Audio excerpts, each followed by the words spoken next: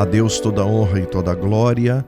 Estamos aqui para que você seja mesmo um instrumento de transformação para a vida de muitas pessoas. Essa pregação que você vai ouvir, essa mensagem, é no sentido de despertar você, para que você seja mesmo um canal de bênçãos para muitas pessoas que estão cansadas, estão sofridas, estão precisando de libertação, de cura, de salvação, nesse tempo tão difícil, de tantas enfermidades, de tantas perdas, quanta gente enlutada, quanta gente doente, quantas pessoas gemendo, sofrendo, sentindo dores. E a palavra que nós vamos ouvir agora é no sentido de trazer mesmo ânimo, trazer despertamento espiritual para você continuar ministrando sobre a vida de muitas pessoas. Estou aqui com a Bíblia aberta no livro de Atos dos Apóstolos, no capítulo de número 28. Duas experiências fantásticas. A primeira, a experiência que antecede esse texto do capítulo 28 que nós vamos ler com o apóstolo Paulo. E a segunda experiência extraordinária aqui nesse texto, dos versos de 1 até o 10º. Eu leio assim: E havendo escapado, então souberam que a ilha se chamava Malta. E os bárbaros usaram conosco de não pouca humanidade, porque acendendo uma grande fogueira, nos recolheram a todos por causa da chuva que caía e por causa do frio. Havendo Paulo ajuntado uma quantidade de gravetos e pondo-os no fogo, uma víbora, fugindo do calor, lhe mordeu a mão. E os bárbaros, vendo-lhe a víbora pendurada na mão, diziam uns aos outros: Certamente este homem é homicida, visto como, escapando do mar, a justiça não o deixa viver. Mas sacudindo ele a víbora no fogo, não sofreu nenhum mal. E eles esperavam que viesse a inchar ou a cair morto. Mas, tendo esperado já muito e vendo que nenhum incômodo lhe sobrevinha, mudando de parecer, diziam que Paulo era um deus. E ali, próximo daquele lugar, havia umas terras que pertenciam ao principal da ilha, por nome Públio, o qual nos recebeu e hospedou benignamente por 3 dias. E aconteceu estar de cama, doente, com febre, e desinteria o pai de Públio, que Paulo foi ver, e havendo orado, pôs as mãos sobre ele, e instantaneamente ele foi curado. Feito isto, vieram também ter com ele os demais da ilha, que tinham doenças, e todos foram sarados, os quais nos distinguiram também com muitas honras. Assim, quando embarcamos, nos proveram das nossas necessidades. Atos capítulo 28, versos de 1 até o versículo de número 10. Pai, obrigado pela leitura da Tua santa palavra. A Tua palavra é viva, a Tua palavra produz avivamento, a Tua palavra nos levanta, a Tua palavra nos encoraja, a Tua palavra nos exorta, mas a Tua palavra também nos motiva, Senhor, a sermos melhores como igreja do Senhor. Eu te peço que Tu tragas sobre nós agora a Tua revelação nesse texto extraordinário, nessa passagem de Atos capítulo de número 28. Encerra ao nosso coração verdades extremamente profundas para que a gente continue a nossa jornada ministerial. Fala conosco, Senhor, com tantos quantos estão agora ouvindo a Tua palavra, que eles sejam alcançados através dela, Senhor. É o que nós te pedimos, no nome de Jesus. Amém e amém. Isso é uma palavra para todos nós. Isso é uma palavra para pastores, diáconos, presbíteros, líderes. Essa é uma palavra para todos aqueles que pregam a palavra de Deus, para aqueles que têm as suas células, aqueles que são líderes dos GCs, que são os grupos de crescimento. Essa é uma palavra para liderança, essa é uma palavra para todo aquele que quer servir no reino de Deus. E o propósito dessa palavra é despertar o nosso coração para a gente continuar alimentando o fogo do altar através da nossa vida espiritual. À luz de Paulo, Deus também está procurando homens e mulheres que não vão permitir que o fogo de Deus se apague. Aqui nós lemos que Paulo foi atrás de gravetos, porque foi feita uma fogueira para manter o povo junto. Então nós precisamos desses catadores de gravetos, no nome de Jesus. Esse texto de Atos, capítulo 28, versos de 1 a 6, que nós lemos quando Paulo está numa ilha chamada Malta. A ilha de Malta está localizada no sul da Europa, no mar Mediterrâneo, entre a Cilícia, a Itália, que é a Itália, e a costa da África. E é exatamente nesse arquipélago, formado por muitas ilhas, sendo que Malta é a maior delas, é que Paulo e mais 276 pessoas chegaram para mudar a história daquela ilha. E esse texto que nós lemos, ele antecede uma das experiências mais fortes que Paulo apóstolo teve. O contexto aqui diz que por uma decisão dele, uma decisão pessoal, ele apela para o julgamento de César. Ele quer ir a Roma. Ele está sendo conduzido pelo Espírito Santo de Deus para ir para a Itália. E então ele foi enviado para um navio, e esse navio então está indo para Roma. E o texto nos diz que durante a viagem uma forte tempestade se abateu sobre todos eles. O contexto aqui, no capítulo de número 27, diz que Paulo deu um comando, uma direção para o capitão do navio, dizendo: olha, é melhor a gente não ir nessa direção, porque se nós formos nessa direção aqui, vai acontecer uma tragédia. Eu estou vendo uma tempestade vindo, e mesmo assim o capitão diz: não, é por aqui que nós vamos. Então uma forte tempestade se abate sobre eles, e no auge dessa tormenta, a Bíblia diz que de madrugada aparece o anjo do Senhor a Paulo, dizendo: Paulo, eu estou trazendo aqui como mensageiro um recado dos céus, de que ninguém vai morrer. Todos irão se salvar. Que coisa tremenda. Pois Paulo precisava chegar a Roma, e isso aconteceu. O texto nos diz que o navio encalhou e se desintegrou, quer dizer, destroçou-se parcialmente, mas todos os tripulantes, cansados, exaustos, molhados, com fome e frio, foram salvos. Olha que coisa maravilhosa. A primeira verdade que eu quero destacar aqui é essa. Receba essa palavra. Nós que somos líderes no reino de Deus, seja você pastor, como falamos aqui, líder, presbítero, diácono, diaconisa, nós somos instrumentos de Deus para trazer esperança para aqueles que se encontram destroçados, desesperançados, com medo, amargurados, deprimidos. O texto nos diz aqui em Atos, capítulo de número 27 e 22, diz assim, olha que o que Paulo está dizendo para o povo: mas agora vos admoesto a que tenhais bom ânimo, porque não se perderá a vida de nenhum de vós, mas somente o navio.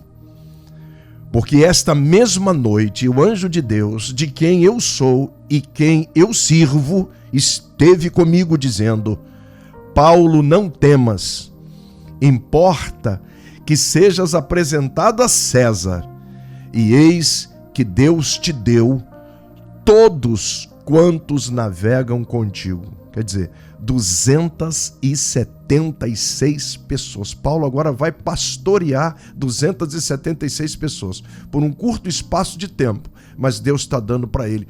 Paulo é instrumento de quê? De esperança. Querido, escute essa palavra. Nós vivemos dias muito difíceis, dias cruéis.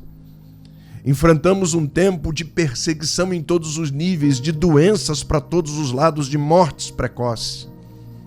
Avizinha-se a volta de Jesus. E mais do que nunca, eu e você precisamos ser instrumentos de consolo para tantas pessoas que estão desesperadas nos navios da vida, dizendo: e agora? Como é que nós vamos sair dessa tempestade? Como nós vamos continuar, como nós vamos conseguir sair ilesos dessa situação? E aí Paulo traz uma palavra de esperança, e o texto nos diz aqui no versículo de número 36, e tendo já todos bom ânimo, puseram-se também a comer. Então, ele foi uma voz profética, ele foi uma voz de Deus naquele lugar. Essa é a primeira coisa que eu quero trazer aqui.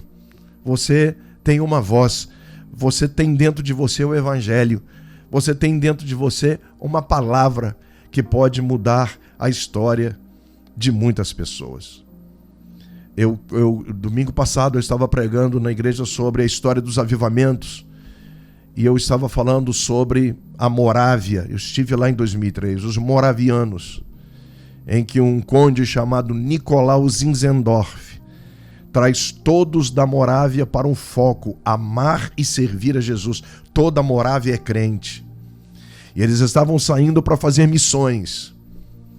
E acontece que estão dentro de um navio, e naquele navio está um pastor anglicano, John Wesley, que foi um dos maiores avivalistas na Inglaterra. Um grande avivamento da Inglaterra se veio com John Wesley. E John Wesley está nesse navio. E uma grande tempestade vem. E Wesley, mesmo sendo pastor anglicano, ele está com medo de morrer, porque uma tempestade violenta veio sobre aquele navio. E quando ele olhou para os moravianos, todos eles cantando, adorando, sorrindo, levantando as mãos, ninguém com medo de morrer. E ali, quando ele viu o testemunho dos moravianos, ele entregou a vida para Jesus. Ele teve uma experiência com Deus fantástica. E ali os medos de John Wesley caíram por terra. E ele foi um dos maiores avivalistas que o mundo já ouviu falar. Um tição tirado do fogo. Então, queridos, a gente enfrenta as tempestades da vida. Mas as pessoas olham para nós e diz assim, mesmo cansados, exaustos, com fome, molhados, eles ainda têm uma palavra. E o texto vai nos dizer que a experiência de Paulo começa quando eles são recebidos nessa ilha, nesse arquipélago chamado Malta. O texto nos diz que os habitantes de Malta os acolheram, abrigaram a todos, acenderam uma fogueira. E interessante é que as pessoas que moravam nessa ilha de Malta, eles estão observando aquele grupo de náufragos. E aqui eu tenho uma outra verdade. É que em determinadas situações o mundo fica olhando para nós, querendo saber como eu e você, como é que a gente consegue vencer crises? Como é que nós conseguimos atravessar as tempestades? Como é que nós conseguimos vencer os cânceres que vêm, os linfomas da vida, os ataques do diabo, as lutas que a gente enfrenta? As pessoas olham para nós e dizem assim, mas como que eles conseguiram vencer esse naufrágio? As pessoas olhavam para Davi no passado e perguntavam como que ele conseguiu derrotar o gigante, matar o gigante, arrancar a cabeça do gigante. As pessoas perguntavam na antiguidade como que Jó conseguiu. Depois de perder tudo, da própria saúde, ele não tinha mais. Ele teve que sepultar os filhos dele. Como é que ele conseguiu? Como é que Sadraque, Mesaque e Abidnego conseguiram vencer o fogo? Como é que Daniel foi jogado na cova dos leões e conseguiu sair? O mundo fica olhando para nós e vê que a nossa reação, mesmo em meio às provações, às privações da vida, aos desertos que nós enfrentamos, às lutas que eu e você enfrenta, eles perguntam como é que eles conseguem. Estão cansados, estão molhados, estão com fome, estão com frio, mas estão salvos. Olha que coisa. E aí o texto vai nos dizer, terceira verdade, é que Paulo, ele toma a iniciativa. Após o esforço para chegar à praia, porque todos tiveram que nadar, todos vieram segurando um destroço do navio, mas ninguém morreu. Eles estavam exaustos, todos estavam fracos. E essa é a terceira lição que eu encontro aqui.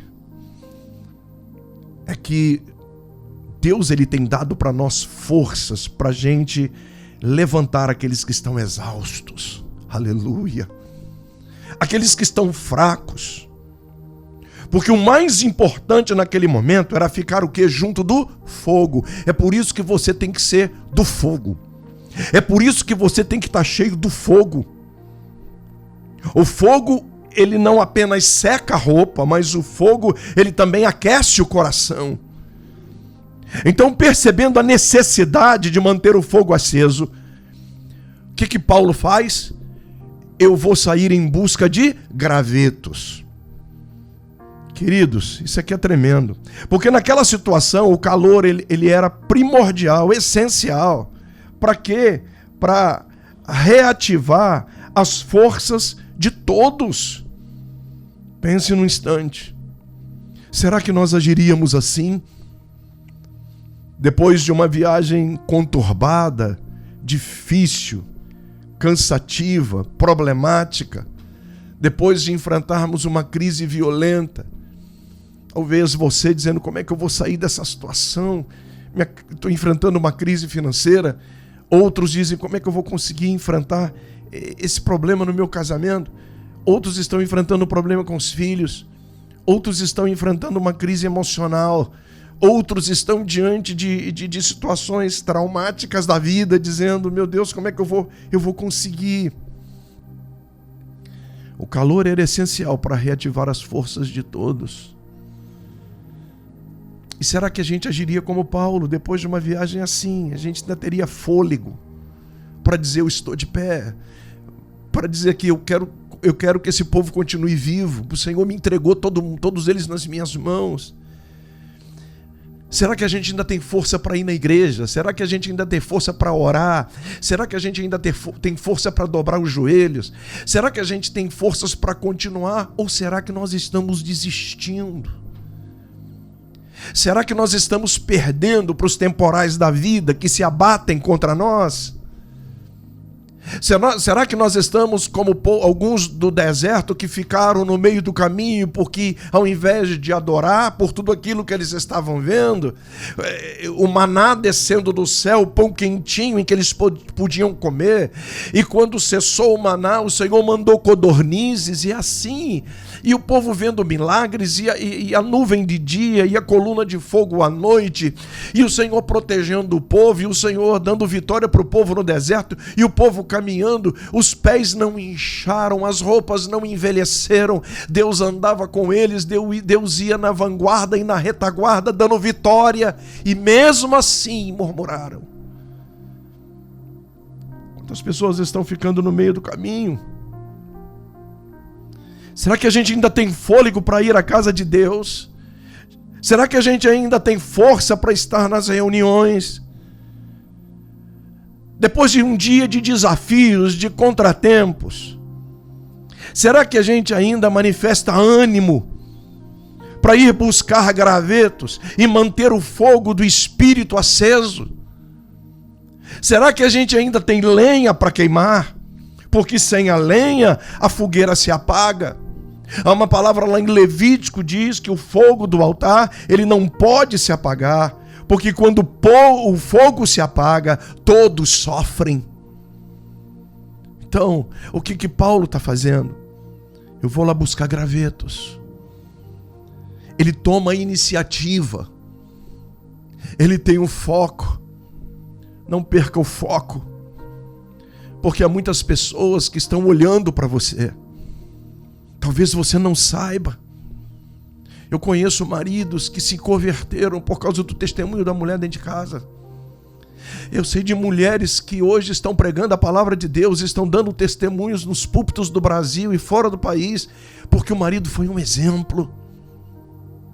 Eu conheço filhos que disseram: eu vou para o ministério estudar para ser um pastor, porque eu vejo dentro da minha casa um pai resiliente, sacerdote. A minha mãe é uma mulher de Deus, uma mulher que ora, que chora, uma mulher que se quebranta diante de Deus. É isso. O que mais precisamos hoje é de exemplos, de homens e de mulheres que se disponham a dizer assim: se depender de mim, o fogo não vai apagar. É o que Paulo faz. Ele sai para buscar gravetos, porque quando o fogo se apaga, todo mundo sofre. E é através da tua vida, meu irmão, é através das experiências que você tem com Deus, das experiências que você tem na tua célula, no teu grupo de crescimento. Essa é a linguagem do crescimento nesses últimos dias da igreja. Estarmos juntos, aquecidos, porque senão a gente não aguenta. Terceira coisa que eu quero colocar aqui é que a obra de Deus, ela está precisando urgentemente desses catadores de gravetos. Há muita gente hoje com frio, com fome, cansada.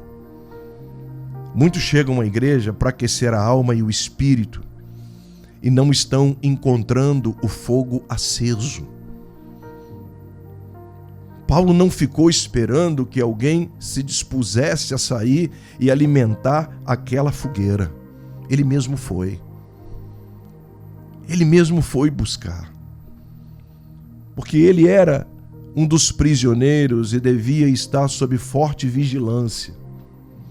No entanto, ele percebeu que todos sofreriam se aquele fogo se apagasse.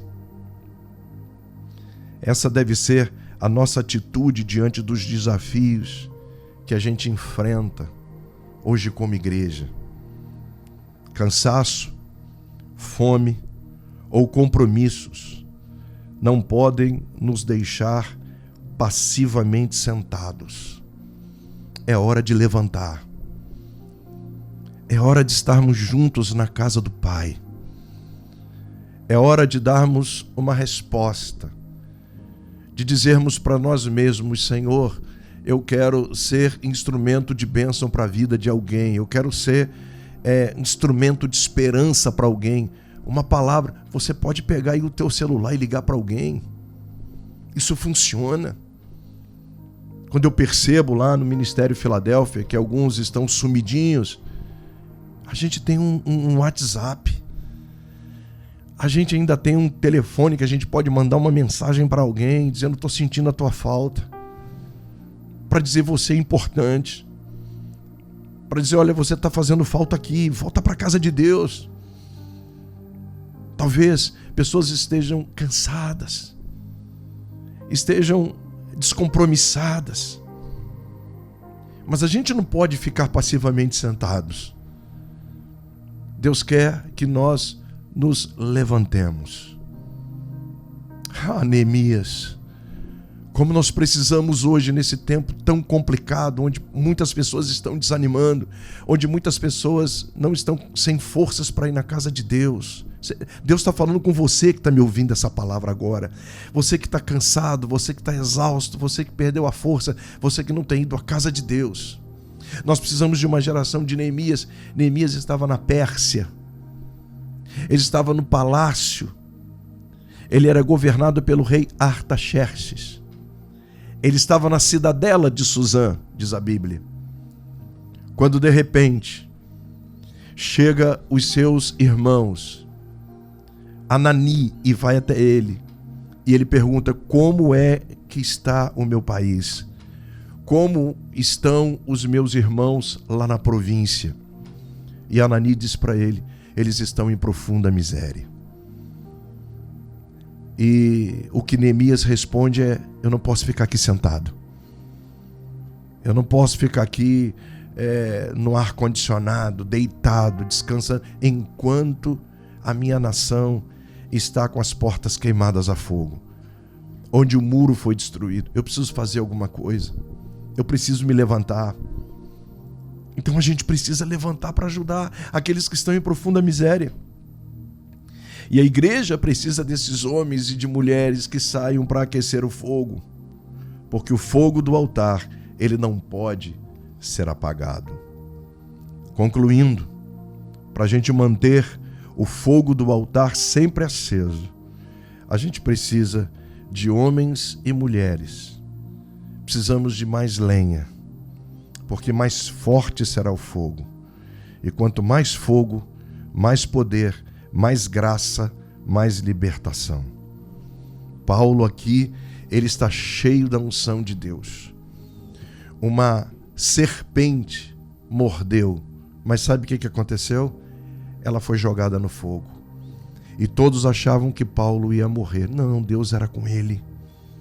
As serpentes da vida vêm para nos morder. As serpentes da vida se levantam contra nós. A serpente aqui prefigura Satanás. Mas o que acontece? É que naquela ilha, naquele arquipélago, ele se torna um instrumento de Deus, não apenas para salvar as 276 pessoas que estavam no navio, mas todos daquela ilha. Ele vai numa casa onde um homem estava muito mal, diz o texto. Está com febre, está enfermo, e ele vai até lá. Ele ora pelo homem e o homem é curado instantaneamente. Que coisa tremenda. E todos da ilha de Malta se converteram ao Senhor Jesus.